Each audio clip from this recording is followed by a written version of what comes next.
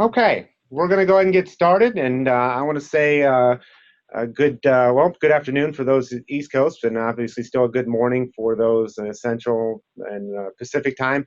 My name is Jerry Shockey. I'm the manager of youth and education here at the Pro Football Hall of Fame, and I'd like to welcome you to the Pro Football Hall of Fame here in Canton, Ohio, for our Heart of Hall of Famer series featuring Pro Football Hall of Famer Gold Jacker Mr. Walter Jones. And I know we have some new folks here to the program. So just to let you know the real idea and premise behind this series, we started this about 4 years ago. We've had 60 plus Hall of Famers connect out to almost 40,000 students through this series. And the real idea and premise is really to convey what it takes to get in the Hall of Fame beyond just the athletic ability. We know our Hall of Famers are awesome examples of athleticism and skill, and especially in the case of Mr. Jones here today, of power and agility and things like that. But it took a lot more than that. It took the gold standards of character that hopefully you guys have studied here, the commitment, the integrity, courage, respect, excellence, and a whole lot of other character qualities to get enshrined in the Pro Football Hall of Fame. And I have a secret for you guys, and I always say it's a secret, but it's not really a secret. These aren't character qualities just being great football players. These are character qualities to being a Hall of Famer in everyday life.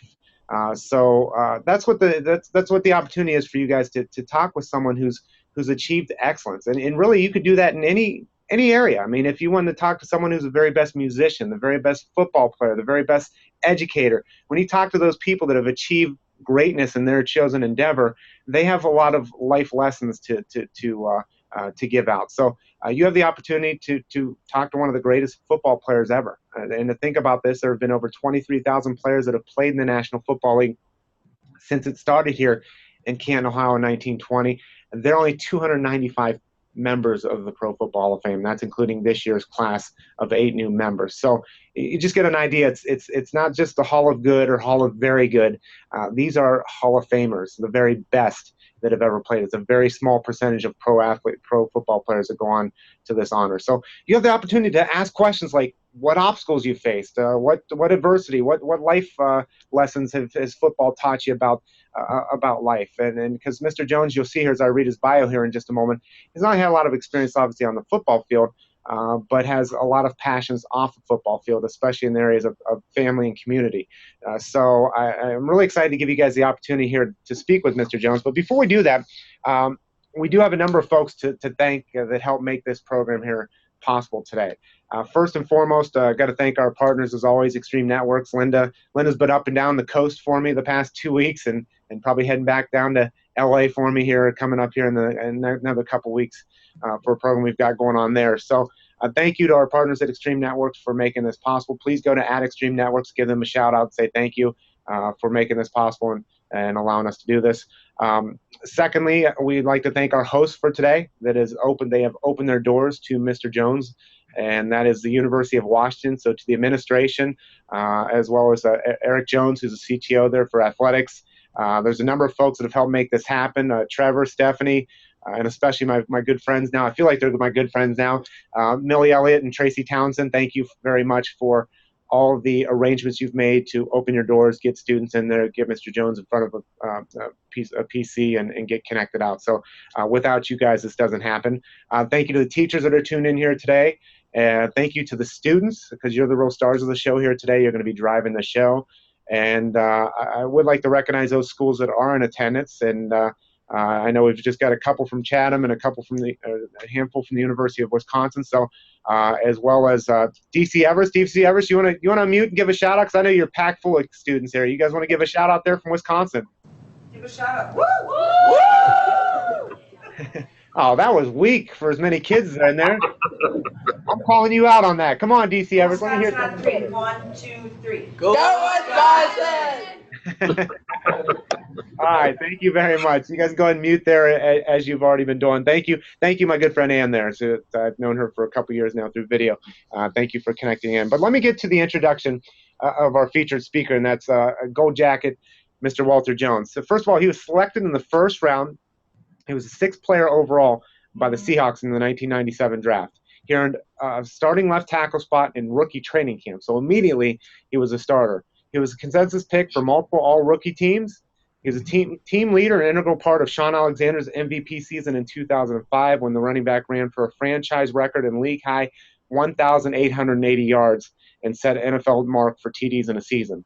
He was All-Pro 6 times, and he was named to the NFL's All-Decade team of the 2000s, and he was born in Aliceville, Alabama. So that's a little bit about his on the field in a quick nutshell. But let's go into the off the field. And first of all, you guys might not know, and maybe you guys know that in Washington State, that there was a Walter Jones Day, April 30th of 2010. And just to think about this, that the governor of the state felt that his life and his legacy was big enough to declare a day as Walter Jones Day. And I tell you, that's not just because of athletics. There's been a lot of great athletes that have come out of Seattle, whether it's for the Mariners, Supersonics, the old football team that was here, or basketball team that was there. Seahawks have had some great football players as well. It doesn't come from just the athletics. It comes from the type of person and the things that he's done off the field. And just to name a few, he started the Walter Jones Turkey Bowl, I think about 4 or 5 years ago, in Huntsville, Alabama, for HEALS, which is the health establishment at local schools that provides health care for children below the poverty level. HEALS is a 501c3, a nonprofit organization in Huntsville, Alabama, dedicated to providing accessible, quality, school-based primary health care for children through collaborative efforts with school systems and medical community. So if you think about this, by providing free on-site medical and dental care, mental health counseling, and social services at our participating schools, HEALS clinics make an immediate difference in the lives of many children and families, as you can see. And I just love the quote as I was doing more and more research about his off-the-field background. I love the quote, and I'm sure he can probably share about this person, that came from Pat Pope, that said about Mr. Jones here, he has a heart of gold, a heart of pure gold, just cares about everybody, just humble. His word is his bond. So I think that says a lot about the person you're speaking here today. And the other thing that Pat, she said, was that if it deals with helping kids, Walter has never said no. And I can tell you, when I emailed Mr. Jones here today, when I emailed him a couple months back or a few months back to do this, the response was immediate, and the response was, yes, I'm in. So he carries that on. He's the second youngest of 8, so obviously he comes from a big family. Mr. Jones' mother, as he put it during his induction speech, is a real Hall of Famer. Jones is the father of 2, and they're paternal twins too, so that's pretty cool as well. So with that being said, what I want to do is I'm going to share the screen here in just a second, and we're going to go to a quick highlight film of Mr. Jones.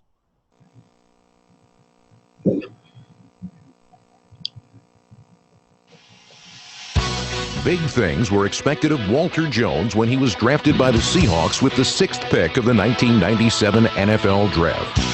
He trained for the rigors of the NFL trenches by pushing an SUV around the driveway of his Alabama home, which may explain why he toyed with defenders like they were Matchbox cards.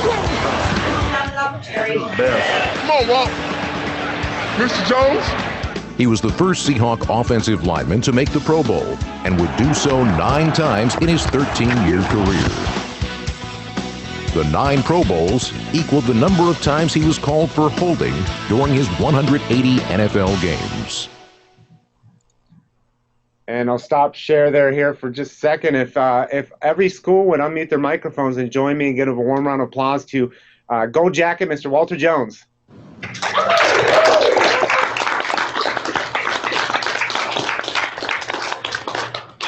And Mr. Jones, opening remarks are yours for a few minutes here, and then we'll go to questions from the students. So go ahead with your opening remarks.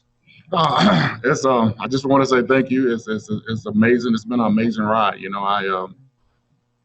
Once you start playing the game of football or get introduced to the game of football, you never think that you'll get to this point where you can speak to so many people and do it for so long. So for me, it's an honor to be here to give any aspect of my life or things that I've been through to get me to this point here. So I'm totally blessed to be here, and I just want to say thank you, and thanks to all the kids that's here today and all the students that are here today to listen to us talk.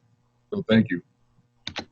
Okay, all right. So we'll go for the next looks like about 45 minutes or so. We're just going to go from questions from the audience. I will moderate the program. So Make sure that you have your questions ready. We're going to go in the order of the students that are there with the University of Washington. I believe that they can either A, shout those out nice and loud, or B, I think we were talking about maybe actually having them come up front next to Mr. Jones and asking that question. If you're going to do that, go ahead and get that first student queued up as I go through here, and we'll go in that order. We'll go from University of Washington. We will then go to DC Everest Junior High, and then we will go to Chatham University in Pittsburgh, Pennsylvania. So University of Washington, first question of the program. Go ahead. So does anybody have a question? Do you want to go up next? Sorry about your Okay. So I followed your whole career. Thanks for all you brought to the city of Seattle. One thing I didn't know about you is that you're from a family of 8 children. Yeah, twin. I'd love to hear how your brothers and sisters influenced your career, and you know, the role that your family and being one of 8 children had in your career. In your life. Good. Thank you. I think being the 7th of 8 kids, I think it taught me early on how I have to eat fast. So, you know, I think back to then, you know, my kids, my brothers was, you know, they was pretty tough on me. They kind of like, you know, as being a baby, you know, you just watch them as they grow. My oldest brother was probably the star playing football when I was a younger kid. So he was more of the father figure, the guy that I watched. And I kept, you know, saying I wanted to be like my big brother.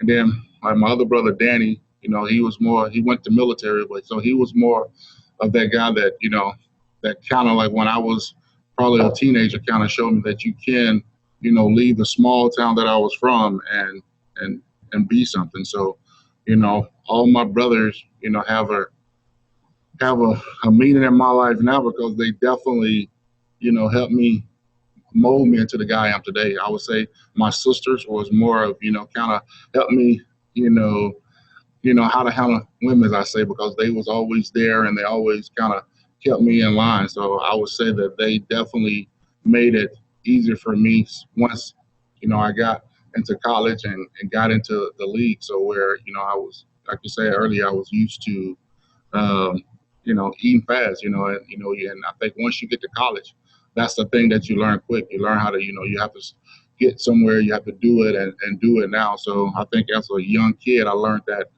in my family because mom would say, you know, breakfast is ready, dinner is ready. You had to go then. If you waited, you know, anytime, you know, all the food would be gone because that was the way that we was taught early that, you know, if it was breakfast time, you ate. So with those brothers and sisters ahead of me, it just taught me how to be on time and make sure I'm there. So when food is served, I'm ready to eat.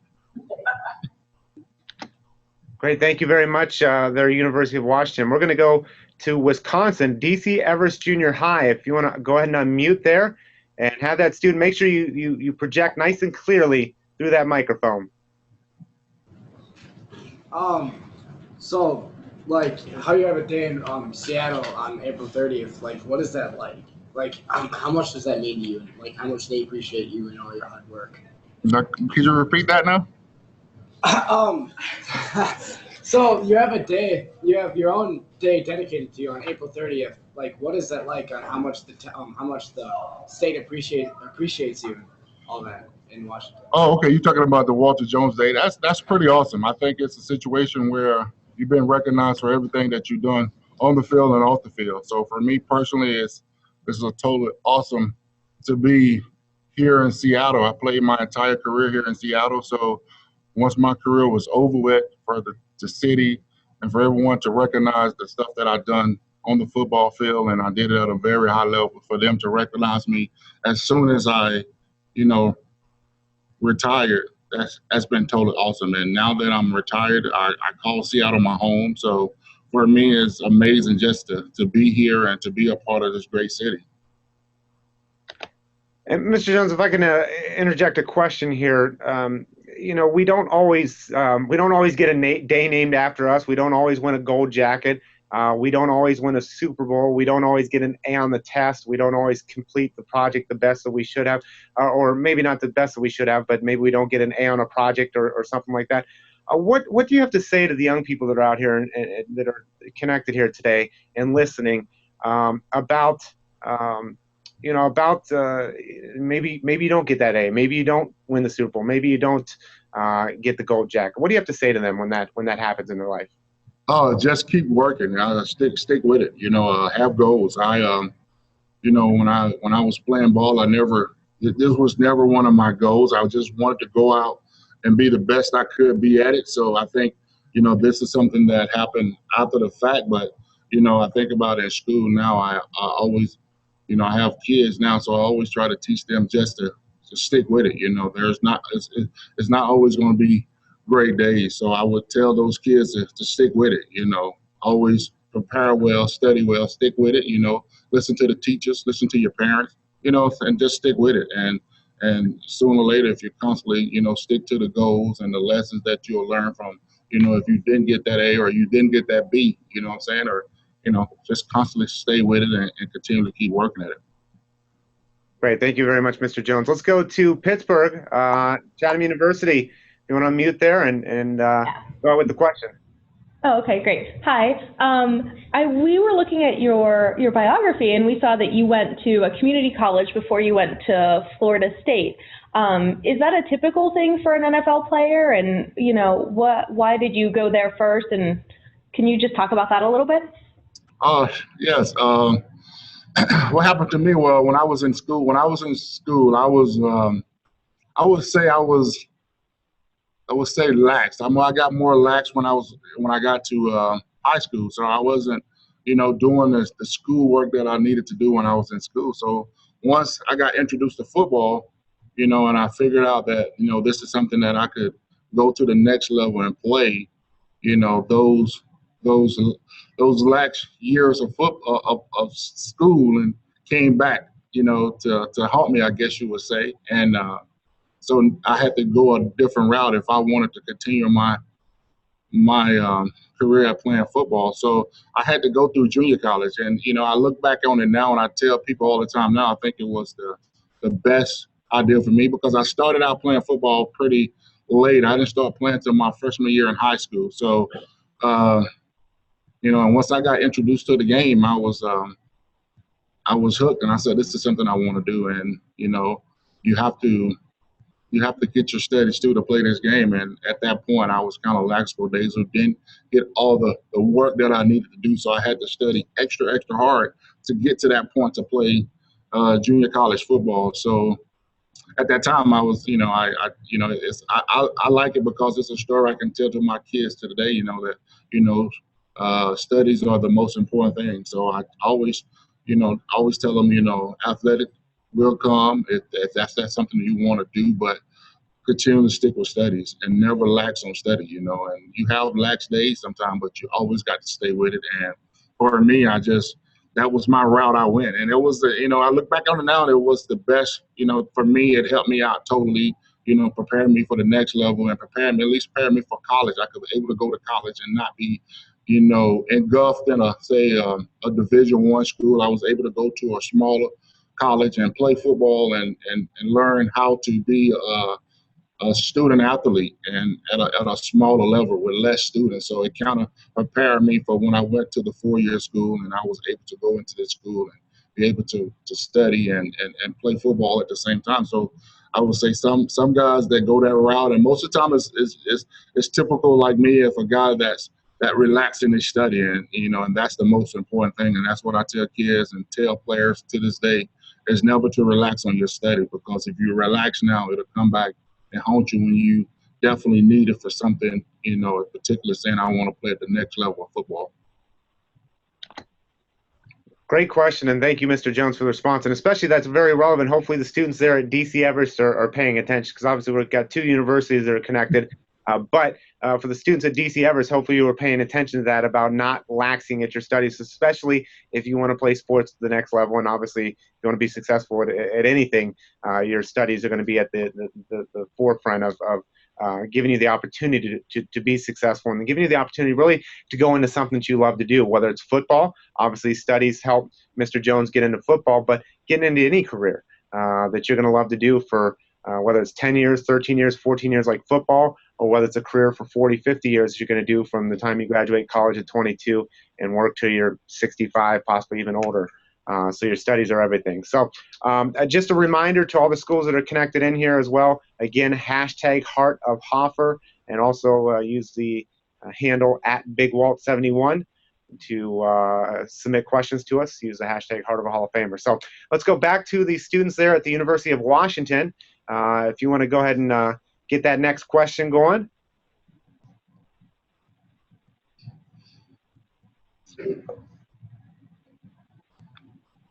So one of the ideas within athletics is that you should always know your role within the team, and it's not as frequently talked about, but it's definitely always understood.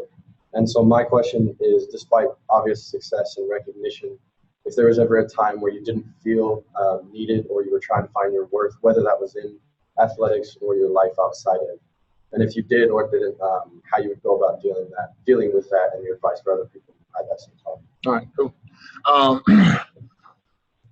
Let me see. He's saying like finding out my role. I think at a young age, and once I got introduced to football, I kind of figured out what I was going to be. I knew I was going to be an offensive lineman. You know, I played tight end when I was in high school, but I think I figured out at a young age,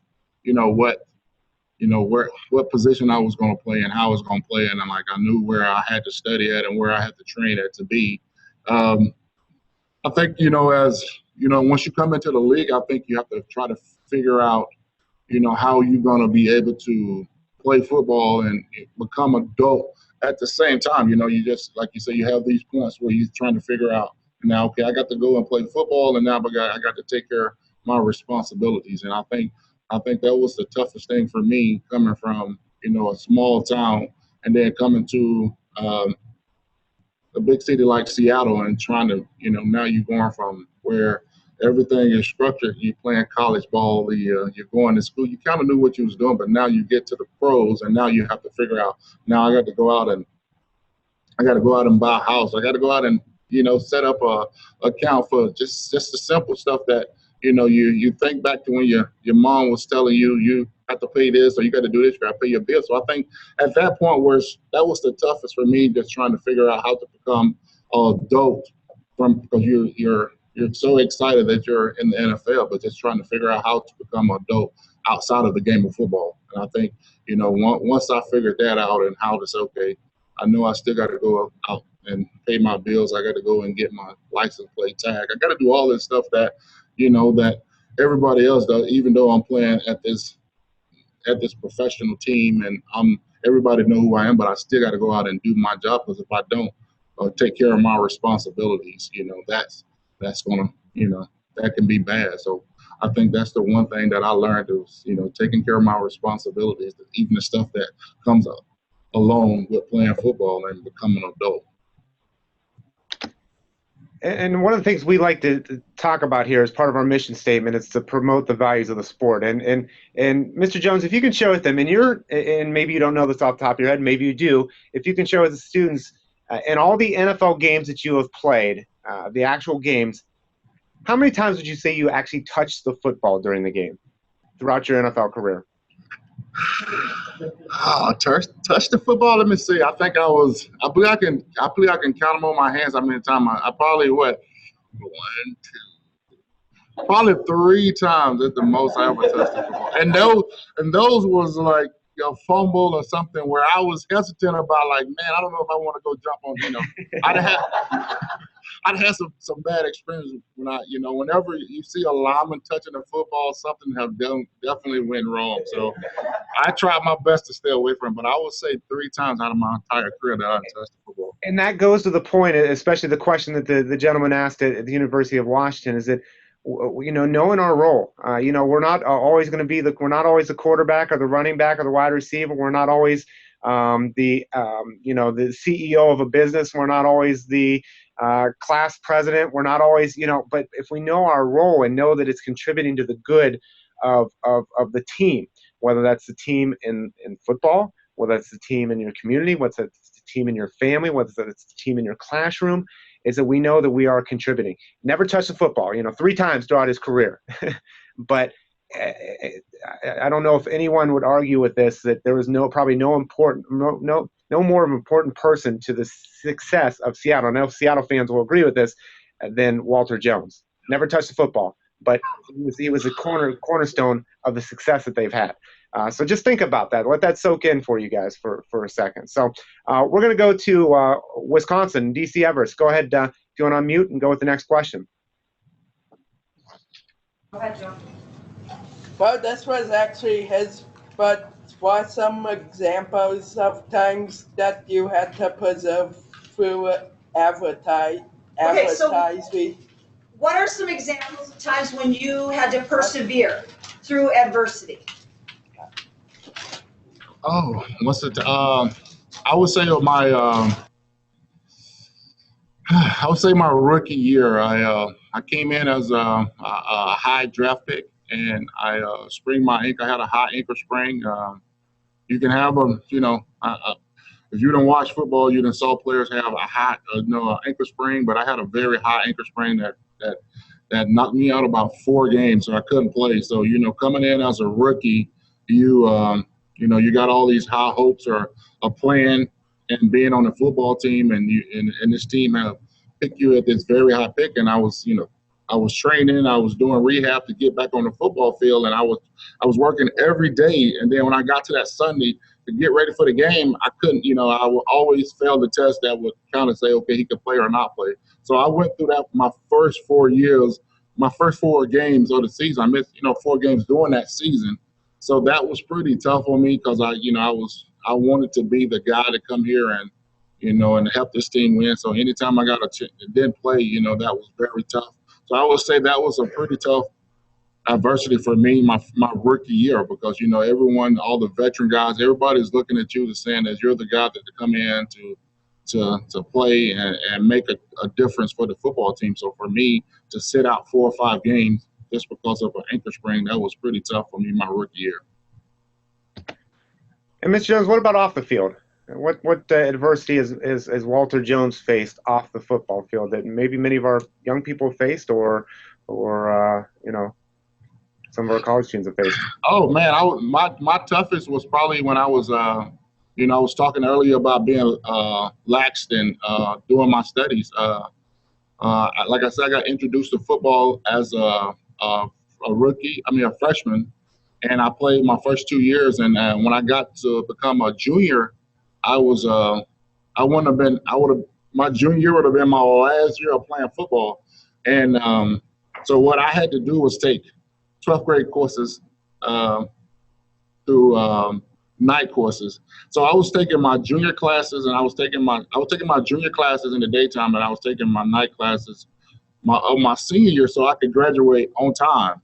So that was a pretty tough, at that point, because I had to make a decision on, I was missing, just being a kid, going to dances on the weekend. I had to study all weekend long, or I was doing junior and senior stuff at the same time. Okay, if I was a junior in the daytime, but I was a senior at night, so now I have to sit there and go through the whole recruiting process where you want to go to schools, but then you still have this, well, he might not graduate, or he might not even play next year. So now you're doing all this stuff to try to make yourself eligible to play football. So that goes back to my part of saying being lax in studies, because now I'm taking 2 years of schooling and compress it into 1 year. So for me to be able to get to because I would have to sit out my entire senior year, and then you have, at that point it's like everybody's go. I was trying to do everything I possibly could to get to play football,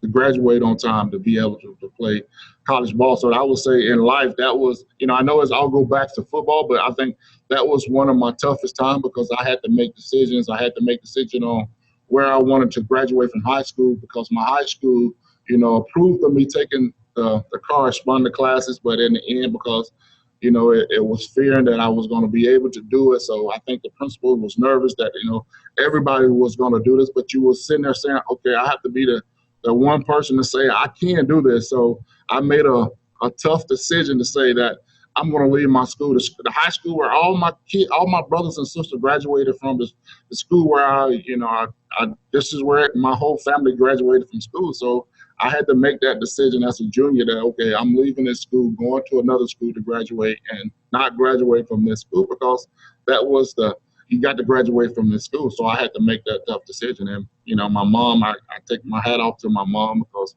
she was the one that totally, you know, she was behind me 100% on what decision I made. And at that point, I kind of felt like, okay, this is my life and I got to make the decision that's going to benefit me in the end. So I made that decision on that day that I was going to leave the school and continue my studies and continually on this road that I was doing, where I was taking junior classes and senior classes at the same time. And it all worked out for me. So I was able to graduate and go to junior college and continue my football.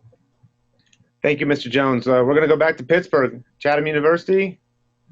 Go ahead. Of all the cities that you played in, which was your favorite? All the games I played in, you say? All the cities. Okay. Wow, man, that's I probably, let's see, I'm gonna go back and say I probably would say I can name some games. Probably in high school, I can remember my first touchdown. I remember when, you know, playing a tight end. I caught my first touchdown in high school. I can remember that game. I can remember in junior college when I was a tight end, I caught my first football pass in college, you know, saying like, oh, I'm in college, you know, saying it was junior college. You playing on a Thursday night at 7 o'clock. So it was still amazing because I was able to do the things that, you know, I wanted to do, and that was play, you know, college football. And I would say at Florida State, you know, when I went to Florida State, they promised me if I come here, I'd get a chance to play in a national championship game. So I got a chance to play in a national championship. Didn't win, though, but got a chance. So I kind of like, you know, I didn't win it, but I think that was one of the amazing games to get a chance to watch that as a kid, to be in a national championship game. So to be able to do that, it was amazing. And for Seattle, I would say the NFC Championship game, because I think in 2005 for me that was you know, I had been here for a while, and the team was finally, you know, making strides and doing some great things. So for me personally, to be a part of that team and the team to get Seattle to the Super Bowl, we didn't win it, but for me to be a part of that, you know, to see the fans in the stands crying and so enjoyed it. So I think that was probably one of my favorite games too. Thank you very much, Adam. We're going to go ahead. We've got a question from one of our participants, and obviously it must be an older participant that's tuned in here today. So it says, "Hey Walter, been a huge Hawks for 34 years. So obviously we're not talking to a student here, but who was your closest friend on the team while playing for the Seahawks?" Ah man, closest friend. I would say that's a tough call because you make so many great friends as you playing football. But I would say when I came in as a rookie, I would say a guy that had played with Buffalo Bills. He came in as a veteran guy. His name was Howard Ballard. I think he was a guy that kind of, you know, took me on his wings and kind of showed me the rope. Kind of, you know, told me how the game is played. I kind of watched him. He was the guy I kind of watched, and that's the way I kind of played the game. You know, I wasn't a big talker. I just go out and lead by example. So I would say he was probably one of the guys that I kind of connected with. He was from Alabama too, so it kind of made it very easy for me to go in and talk to him and kind of figure out the game of football. You know, another guy I was thinking now at Chris Gray. You know, he was the guy that was from Alabama, so I guess I kind of like can, you know, relate to those guys when you meet someone outside that's out in Seattle that's from Alabama. You always have that connection. You meet anybody from your hometown, you feel like you have a connection that you always can talk to them. So I would say him. I think all my old linemen, man, I can name so many guys that I, you know, have made friends and we still are connected, man. You know, Robbie Toback, Steve Hutchinson, man. All these guys are great guys. Once we get together, man, it's like old times, and we always just, you know, talk about, you know, we never talk about a specific game. We always just talk about the fun times that we had when we was playing football. And I think it speaks to a good point as well, Mr. Jones, is you know, one of the things that comes up during this Heart of the Hall of Famer series that many of our Hall of Famers like to illustrate is about the people they surround themselves with. A lot of times, especially young people, think of peer pressure as a negative thing. It can also be a very positive thing. And I heard one Hall of Famer say it once, that you are the sum of the 5 people you spend your most time with. And I think that's an interesting fact. Who were some of the people that you surrounded yourselves with that helped Walter Jones not only become the great football player, but the man that he is off the field as well? Oh man, I would say, my mom was a single parent, so I would say my mom. I'm very close to my mom. I enjoy talking to her. I enjoy, just talking to her about anything. My brothers, we're close. I'm more of a family guy, so I try to keep my family pretty close to me, and I try to, I think sometimes family can always, keep you very humble. You know what I'm saying? But those are the ones that's very honest to you about anything. If you're doing anything, or if you're hanging around the wrong people, they are very honest in telling you who they feel are right to be around. So for me personally, I try to just surround myself around good people that are, that don't, you make a judgment. I always tell my kids, you try to make a judgment on, you meet people, and if you feel a connection, you get to know them. And if they do anything to you, or they're doing something wrong, you have to make that decision on who you want to be. And for me, I'm still like a kid. Like when I was in Canton, I'm still trying to watch these guys that I watched growing up and just trying to take something from them now, now that I'm not playing. So to get a chance, I get a chance to hang around Cortez Kennedy. I get a chance to hang around Steve Largent. So, after the Hall of Fame last year, I got a chance to hang out with Steve. Being from Seattle, you think, well, you hang around this guy all the time, but getting a chance to be in the same room with him and sitting at the same table and getting a chance to see his personality, that was totally awesome, because you look at these guys, and these guys are just like you. They are more of, they're dedicated to the game. They love the game, and they want to represent the game so well. So once you get a chance to hang out with those guys are just like you. So once you get in there, you feel kind of intimidated at first, but then once you get a chance to talk to these guys are just like you. So you just try to want to put yourself around those guys and be engulfed with those guys, because you feel like, okay, I'm where I'm supposed to be. And those 2 names that he brought up, Cortez Kennedy, Steve Largent, are both obviously Hall of Famers. And Steve Largent, here's a guy that, and you'll find this with most of our enshrinees, that they've been tremendously successful off the field. But Steve Largent's a great example of that. He's been a U.S. congressman. He's a couple votes shy away from being governor of Oklahoma. He's a lobbyist. He just retired from his company, and he was the president and CEO of a large telecommunications lobbying firm in D.C. So here's a guy that's just been tremendously successful on and off the field, and you find that with our guys, because again, we're talking about those core character qualities that allow them to be successful in football, allow them to be successful in everything that they do, because they take that same attitude, the same dedication, the same preparation, the same you knock me down, I'm going to get back up again. They show it constantly on a day-to-day in their life. So let's go to let's see, who are we up next? We just did DC Evers, I think. Chatham, we up? Or no, we just did Chatham. University of Washington. Back to our host. I got sidetracked.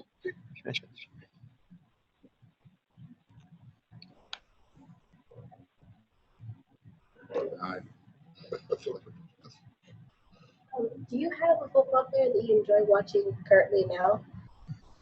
Do I have a football player that there's so many guys, man. I like watching, being an offensive lineman. I was, you're always taught to watch your position. Watch your position. Now that I'm a fan, I get caught up in, watching guys. I always, I like watching Calvin Johnson. I like watching, Russell Wilson. So I'm a fan of the game right now. So I just watch the game. I want to see the same thing everybody want to see. You want to see high scoring games. You want to see, being in Seattle now with our team, you always it's so much about defense. So I think it's great, because usually fans don't watch defense. So for now, the defense that is set here in Seattle, it's amazing to see those guys. It's almost like you're getting to know these guys that play in defense. You can know these guys by name and stuff. So for me, that's kind of it almost put me in a situation where I feel like these guys are, this is what I played the game like a defensive player. So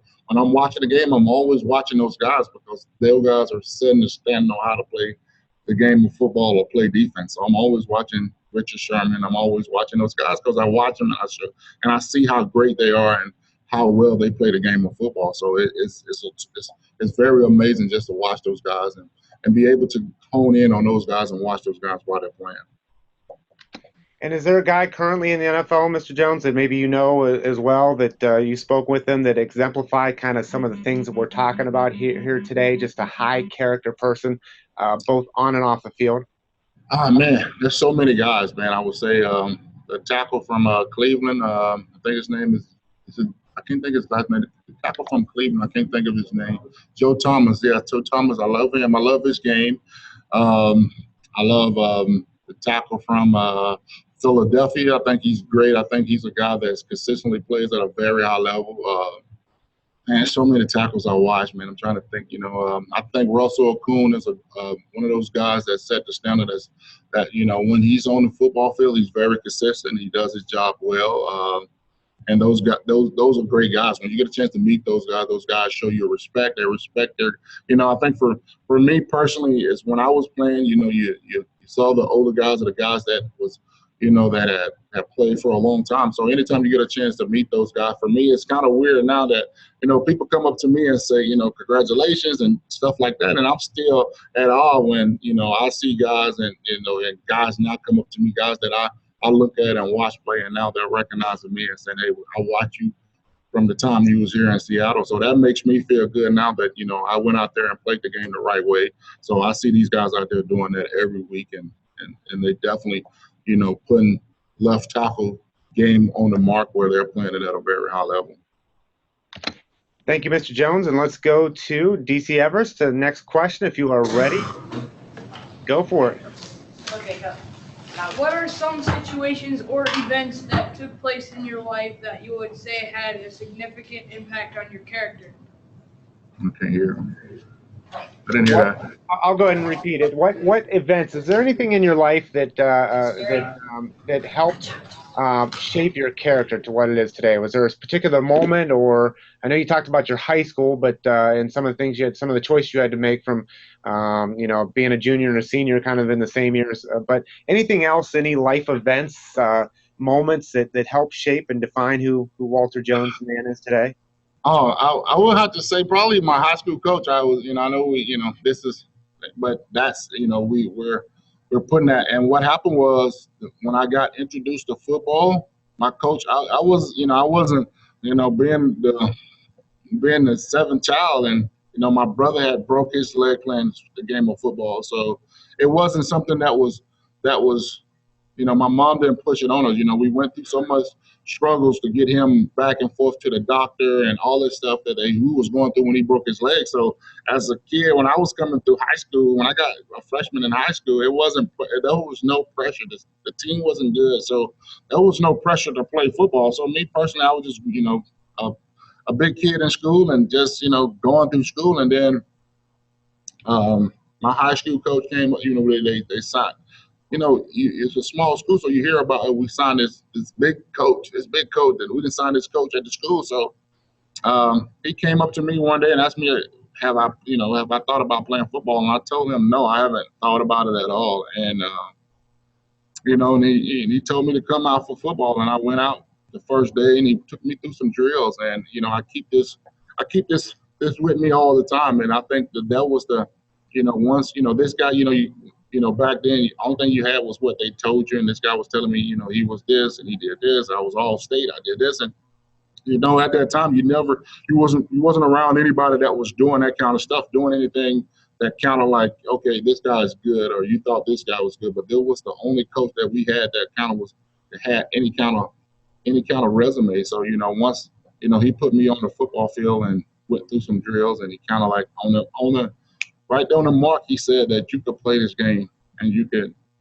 play it at the next level. You can make money doing this, and that was the point where everything changed for me, because I felt then that I could do something that could make a difference in this town and make a difference in my family. And he told me that day that he said, "You're $1 million walking around broke," and I took that with me my entire career. So and I always go back to that because I can remember not.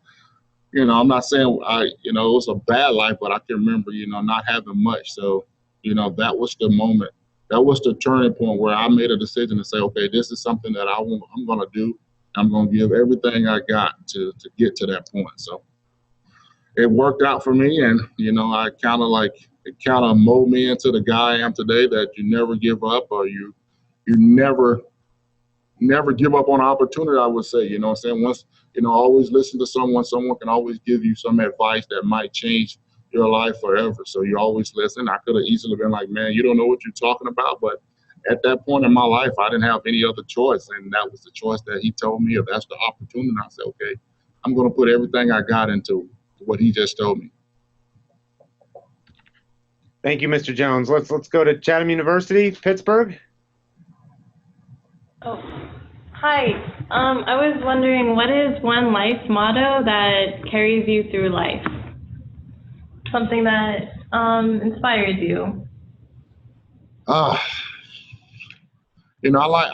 hope I say it right. I don't know. It's I heard the saying where it say you shoot for the stars, and if you shoot for the moon. If you miss, you're among stars. So I always took that motto as saying if you shoot for something big, you still will be doing something great, or what I'm saying. So I think that's something that was one of my mottos, where I always thought, if I'm always pushing for something better, what I'm saying, that would be what it be. So I'm sitting here saying every cliche, but I think once, like I said earlier, that once I figured out that this is what I wanted to do, it was nothing else was going to stop me. And I can say, I tell my kids this, I tell any kids I listen to, I tell you this, that if you want to do it, put every ounce of energy that you have in doing it. So that's basically it. If you want to do it, put every ounce. You only live once, and I'm just saying every quote now. So yeah, just live. You just live your life and enjoy it, and and take it for what it is, man, and enjoy it. We're gonna have to get a Walter Jones Hall of Fame T-shirt that has all the cliches down the back of it. Steve Strawbridge will sell it in our store. So, but no, he's exactly right. I mean, it is. I mean, you aim high, and if you don't hit that goal, we all fall short of our goals to an extent. And but it's the journey that allows us to grow, and in many cases you'll find yourself, if you give that Hall of Fame effort as Mr. Jones has, you'll find yourself very many occasions on the successful end of things as opposed to the unsuccessful end of things. And again, it's all about perspective too, as what you define as successful and what you define as not successful as well. So we all have different life views and world views and whatnot. So let's go ahead and go back to the University of Washington. Go ahead and next question there. Great questions too, by the way.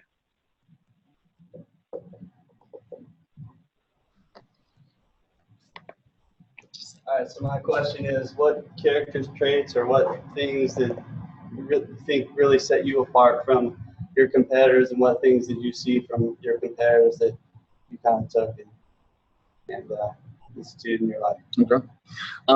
What character traits? I would say consistency. I think determination. I think I was pretty, determined on, playing football and wanted to play it at a very high level. And I would say I think it was respect. I respected anybody or anything that got in my way. I wasn't afraid of it, but I respected. I think as a player, you have to do that. You have to respect everything that come with that. And I respect. I would say I was very coachable. I could, if a coach told me to do something, I was able to just go in and do it. I think as players, you hear it all the time. If you watch anything on sports about players or young guys, are they coachable? And I think that's the one thing I was willing to come in and learn. Even though I was coming in as a very high draft pick, I was willing to learn. I wanted to constantly keep learning. And still to this day, I didn't play game, and I played at a very high level. I probably got every accolade that I can get, but still, again, I'm always looking to learn. I'm always looking to learn something. You learn something from this day. You learn something from every day. So for me, I think it's just being, respectful of the game. I respect the game. I respect everything about the game. So for me, I just go in and try to get better every day. And one term that gets thrown around quite a bit through this Heart of the Hall of Famer series is the term preparation. And for me personally, I think it's one of the keys of life. Is how well you prepare. It's a lot of people want to be successful. A lot of people want to be an NFL athlete or be the very best doctor or whatever. But if they saw what the NFL athlete has to go through Monday through Saturday to achieve that success, they may reconsider. So, talk about preparation in your life and as a football player and anything in life. Oh, yeah. I always, the number one question I always get is like if I go to a football game, people always say, do you miss it?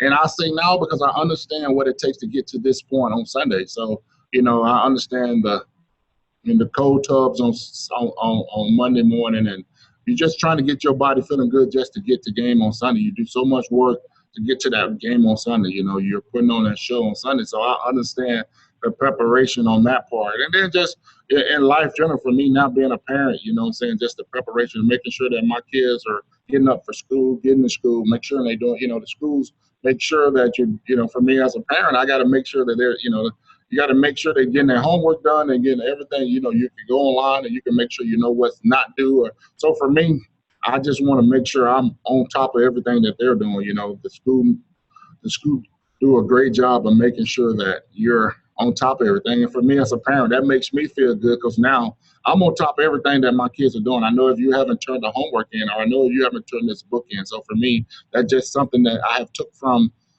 football, that you told to do this, and now you got, if you do it the right way, this is what you'll get on Sunday. You'll get a victory. So for me, I think it's an awesome thing for me to be a parent and be able to watch my kids grow and say, okay, I know what you're doing. I know how you're doing it. If you need help in this area, I can help you too. So for me, the preparation is definitely what helps you get to the end point where it could be something very great. So I just always constantly telling my kids to prepare and be ready and don't let anything surprise you. So that's totally the way it goes. You have to prepare and constantly keep working at it and stay with it and get it right. And then once it get right, it come out on Sunday. That's perfect.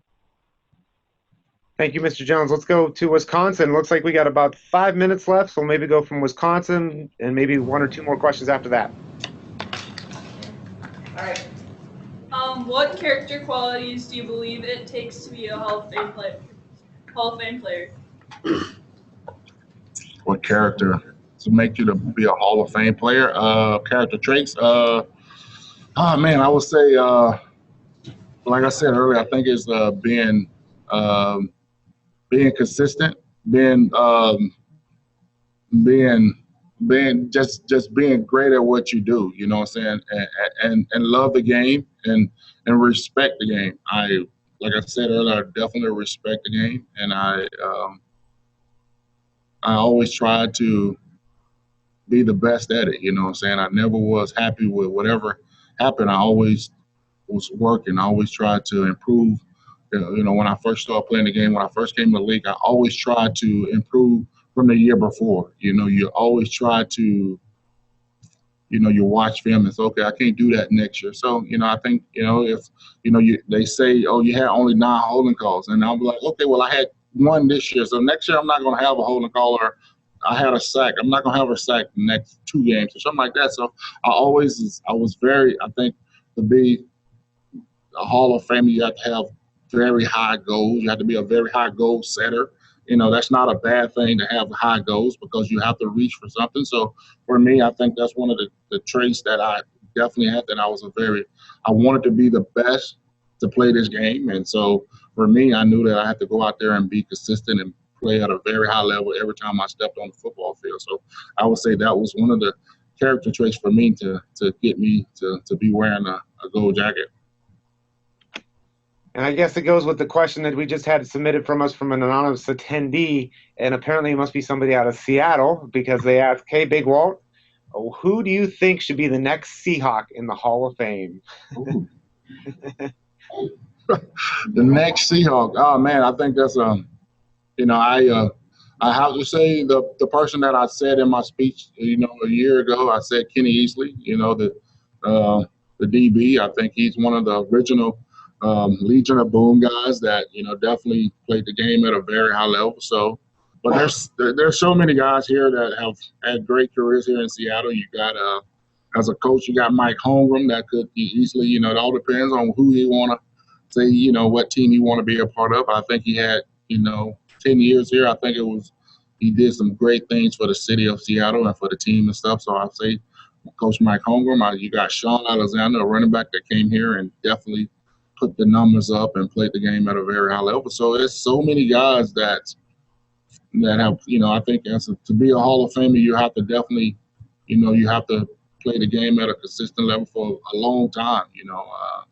Spurts are not what it is. I think it's all about consistency and longevity and playing the game. So those are the guys I think that came in and played the game at a very high level and definitely set the standard of playing the game of football. And we'll go one more from Chatham University, then we will close out the program with closing remarks that you have there for us, Mr. Jones. But go ahead, Chatham. Go ahead with the last question of the program. You've talked a lot about respect, but sometimes you must have disagreed with a coach. How did you deal with that disagreement? Because surely you're respectful, but you're not always on the same page. Oh man, respecting and then being disagreeing about something, it all depends on if you feel confident. I think for me, I think it was very easy for me because I was very coachable. I think if a coach was telling me, okay, you need to do it this way, and I'm like, no, coach, I think it worked better if I do it this way. And sometimes as coaches, they understand the game of football, and you got a guy that understands what he's doing, and if that's the way he want to do it, you just have to say, hey, okay, do it that way. But now if something happened and it doesn't work out, you have to go back to the way, and sometimes that's the way that it turns out to be, that you come to an agreement and say, okay, this is the way we're going to do it. But if it messes up or something happened, and most of the time what happens, and for me personally, when I was playing the game, if I was doing something and something went wrong, or you kind of like went something, if you couldn't get this block, sometimes the coach just pull you to the sides and be like, hey, just relax, and sometimes all it takes is for a coach to say that, relax, or because it might be something that you're saying, like you say, do you disagree? You never, you can't disagree with what the coach saying, because the coach is the one that's telling you how to do it. So you never disagree with that person. So like you say, you respect him and be coachable. So you take it back from being like, okay, now I can't disagree with this guy because this guy's the guy that's telling me how to run this play or block this play. So I always said I was coachable. If he told me I have to block him this way, and I'm thinking, no, you got to block him this way. No, the coach told me to block him this way. So I always was a coachable guy that always, hey, if it doesn't work, now that's on the coaches. So now as a player, that's what I had to do, block the play. And if it don't work, and the coach always say, hey, if it don't work, I take the blame. So if it didn't work, I'm coming back to the sideline and say, hey, coach, it didn't work. So for me, that was easy because I did what the coaches told me, and I tried to do it at a very high level and try to go out there and compete and do my job. So that was my role, is to do my job and constantly try to get better. Thank you. Great question there, Chatham. And just to close out, Mr. Jones, I've taken some notes here, but a lot of things that have stuck out. But the one thing that I've heard you repeat in a couple different responses here is that you did everything you possibly could, whether it was to get through high school or whether it was to get into the pros or to be a Hall of Fame football player, everything you possibly could. Is there anything you would like to either reiterate that you've already said, or anything else that you'd like to share with these students to close out the program? Man, I think it's a total blessing to be in this position and stuff. And like you say, you do everything that you're supposed to do. And I think I just constantly keep on, like you said, repeating that or saying that, because that in the end, that's once you get to this point and everything is said and everything is put on the table, you want to to play the game of football, you want a good resume. So I think for me personally, I think, okay, from high school all the way to this point, I have done everything I'm supposed to do, and I did it at a very high level, and this is what I wanted. You like you say, once you got introduced to football, you see the vision, but you don't see it. It's almost like you see it in a blur. You don't see it this far ahead. So you just seeing, like you're saying, okay, I can vision how I want to be, or I can watch guys and say, man, that's the way I want to play the game of football, or that's the way I want to do. So it was almost a blur, but now that you come back and now you can sit down and people read your bio and say everything, you say, okay, I did it the right way. That's the way I wanted to do it. But as a young kid, I didn't know that, but I knew I was going to do everything I had to do to get to that point. So right now I'm at that point where I'm saying, okay, I did it the right way. So I wouldn't change anything. I would just say that's the way it's supposed to go, because I did everything I'm supposed to do to get to this point. Well, if everyone unmute their microphones and join me and give a warm round of applause to Gold Jacket and Untitled Jones.